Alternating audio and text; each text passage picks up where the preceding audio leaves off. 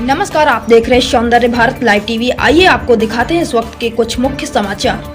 इस समय दिल्ली और यूपी के बॉर्डर में हूँ। ये इलाका मयूर विहार का है और मेरे पीछे जो बैरिकेडिंग लगी हुई है, जो रैपिड एक्शन फोर्स की व्हीकल लगी हुई है, जो रायट कंट्रोल की व्हीकल लगी हुई है, ये दंगाइयों को रोकने के लिए नहीं है। ये इस देश के अन्नदाताओं, इस देश के किसानों के लिए लगाई गई है, जिससे इस देश के किसान कहीं राष्ट्र की राजधानी दिल्ली न पहुंच जाए। किसान शांतिपूर्ण तरीके से ग्रेटर नोएडा के इलाके में अपना आंदोलन कर रहे थे। जब उनकी महीनों तक बात नहीं सुनी गई तो उन्होंने दिल्ली आने का मन बनाया और राष्ट्र की राजधानी की तरफ जब वो आना चाह रहे थे तो अमित शाह की दिल्ली पुलिस यहाँ पर लग गई है कि एक भी किसान कहीं दिल्ली में एंटर ना कर जाए।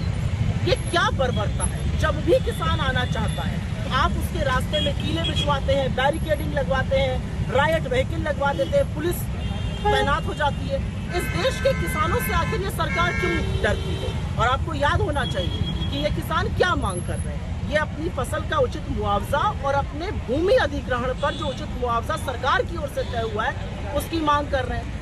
जबरन उनकी जमीन हड़पी जा रही है और किसान यही तो कह रहा है कि हमारी जमीन हमें, जो अगर आप ले रहे हैं तो उचित मुआवजा उसका दीजिए, हमें हमारी फसल का उचित दाम दीजिए। बजाय उनसे बैठकर समाधान निकालने के, बजाय उनसे बैठकर बात करने के, ये सरकार बार बार बर्बरता करती है। याद होगा 4 साल पहले इन्हीं किसानों में से 750 किसानों की शहादत हुई, लेकिन नरेंद्र मोदी का दिल नहीं पसीजा। अमित शाह की दिल्ली पुलिस का यहाँ तैनात होना इस बात का प्रमाण है कि ये सरकार इस देश के अन्नदाताओं की, इस देश के किसानों की रत्ती भर इज्जत नहीं करती है। किसान शांतिपूर्ण तरीके से राष्ट्र की राजधानी आना चाहते हैं, बार बार दिल्ली आने से उन्हें रोक दिया जाता है। क्यों रोक दिया जाता है? क्या दिल्ली किसी की बपौती है? क्या किसान दिल्ली नहीं आ सकता है? क्या दिल्ली बीजेपी के नाम कर दी है इस सरकार ने?